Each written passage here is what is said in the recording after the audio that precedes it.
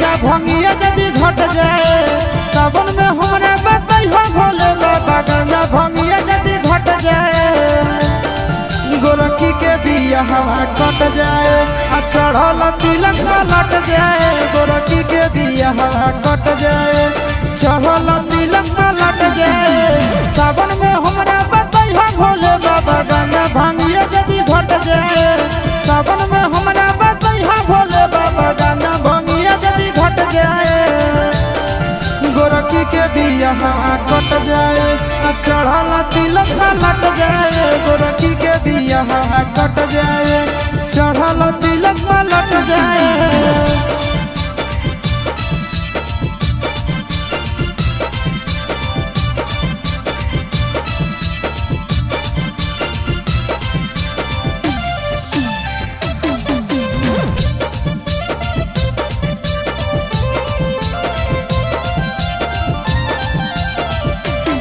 तोहर चेला के अकेला छोड़ा दिलक भोला जी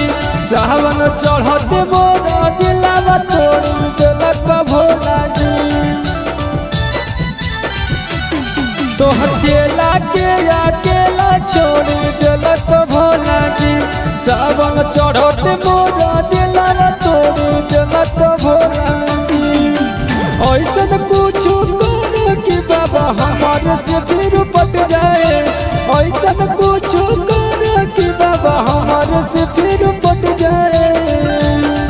गोरखी के बियाह कट जाए चढ़ल तिलक लट जाए गोरखी के बियाह कट जाए चढ़ल तिलक लट जाए।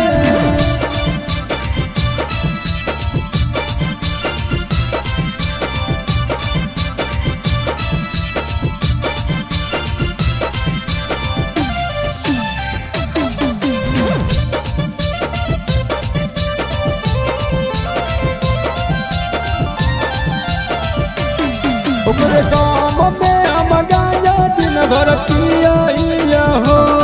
तोरे नाम के सारे बाबा जिया हो ओकरे गाँव में हम गाया दिन भर पिया हो तोरे नाम के सारे बाबा जिया हो चिंटू राजा के जतिया बाबा बचाला चिंटू राजा के जतिया बाबा बचाएला गोरखी के बियाह कट जाए चढ़ल तिलक लट जाए